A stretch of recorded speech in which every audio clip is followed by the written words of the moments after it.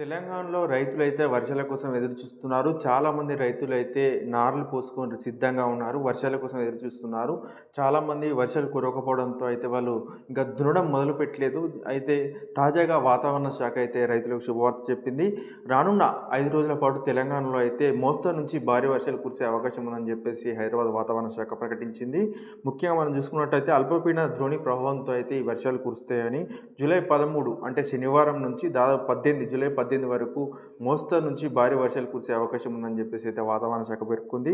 మనం చూసుకున్నట్లయితే పలు జిల్లాలకు యెల్లో అలర్ట్ జారీ చేసింది. ఆసిఫాబాద్, మంచిర్యాల, నిర్మల్, నిజామాబాద్, జగిత్యాల, సిరిసిల్ల, భూపాలపల్లి, ములుగు, భద్రాద్రి, వికారాబాద్, సంగారెడ్డి, మెదక్, కామారెడ్డి జిల్లాల్లో భారీ వర్షాలు కురిసే అవకాశం ఉందని చెప్పేసి అయితే వాతావరణ శాఖ అంచనా వేసింది. ఇక మిగతా జిల్లాల్లో ఉరుములు మెరుపులతో కూడిన తేలికపాటి నుంచి మోస్తరు వర్షాలు కురిసే అవకాశం ఉందని అయితే వివరించింది. ఇక శుక్రవారం సాయంత్రం కూడా తెలంగాణ వ్యాప్తంగా పలు జిల్లాల్లో అయితే వర్షం కురిసింది. ఇటు హైదరాబాద్ విషయానికి వస్తే హైదరాబాద్లో కూడా తేలికపాటి వర్షాలు కురిశాయి. సో రానున్న 5 రోజుల పాటు అయితే వర్షాలు కురిసే అవకాశం ఉందని చెప్పేసి అయితే వాతావరణ శాఖ చెప్పింది. అయితే కేవలం మనం చెప్పుకున్నట్లు కొన్ని జిల్లాలకు మాత్రం యెల్లో అలర్ట్ జారీ చేసింది. సో తెలంగాణ వ్యాప్తంగా కూడా చాలామంది రైతులు అయితే వర్షాల కోసం ఎదురు చూస్తున్నారు. సో మనకింకా తుఫాన్ లాంటి ఏదైనా తుఫాన్ కానీ అల్పపీడనం కానీ ఏర్పడినట్టయితే భారీ వర్షాలు కురిసే అవకాశం ఉందని చెప్పేసి అయితే చెప్తున్నారు. ప్రస్తుతం ఋతుపవనాలు కాస్త మందకొండిగా కొనసాగుతున్నాయని, ఒకవేళ తుఫాన్ కానీ అల్పపీడనం కానీ ఏర్పడినట్టయితే మనకు భారీ వర్షాలు కురిసే అవకాశం ఉందని చెప్పేసి అయితే అంచనా వేస్తున్నారు. సో ఇప్పటికైతే